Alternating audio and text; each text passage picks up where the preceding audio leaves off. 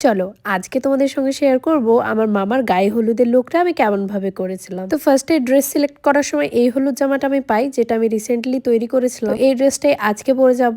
আর গায়ে হলুদের দিন সকালবেলায় তো হলুদ লাগানোর সময় যায়নি, এখন থুবড়ো খেতে বসবে তো হলুদটাই ভাবলাম পরে যাই, তাই জন্য এই হলুদ ড্রেসটাই চুজ করলাম। তো চলো মেকআপটা এখন করে আসি। ক্যামেরার সামনে মেকআপ করবো না, তাহলে কিন্তু অনেক সময় লেগে যাবে।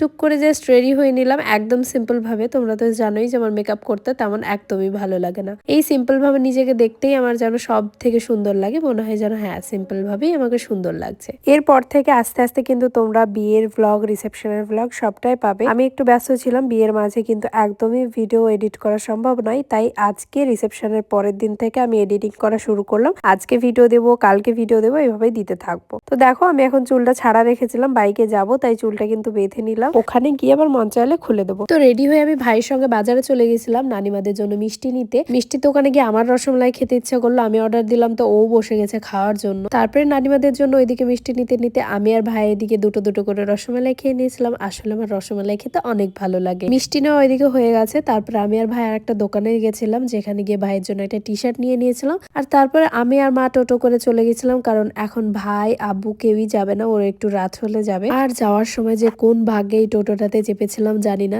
দেখো ভিডিওটা দেখে হয়তো মনে হবে যে স্লো করে দিয়েছি, বাট না, আসলেই কাকুটা এত আস্তে চালাচ্ছিল। বারবার বলার পরে কাকু তখন লাস্টে জানালো যে আমার টোটোতে চার্জ নেই, তাহলে আগে জানিয়ে দিতে পারতো। যাই হোক প্রায় 15-20 মিনিট লেগেছিল আমাদের রাস্তায়, যেখানে 5-10 মিনিট লাগে। তো তারপরে যাই হোক বিয়ের বাড়িতে পৌঁছে যায়। আর এই হচ্ছে ডেকোরেশন।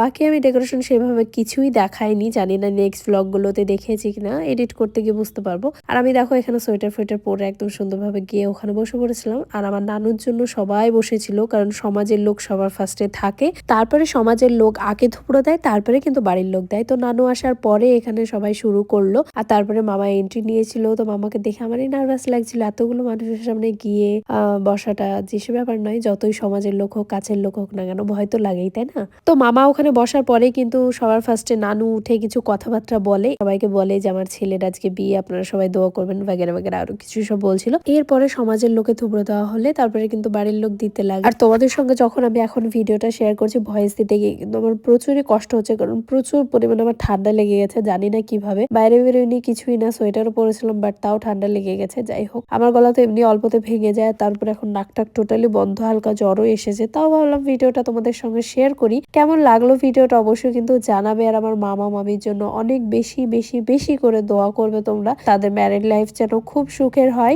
Next video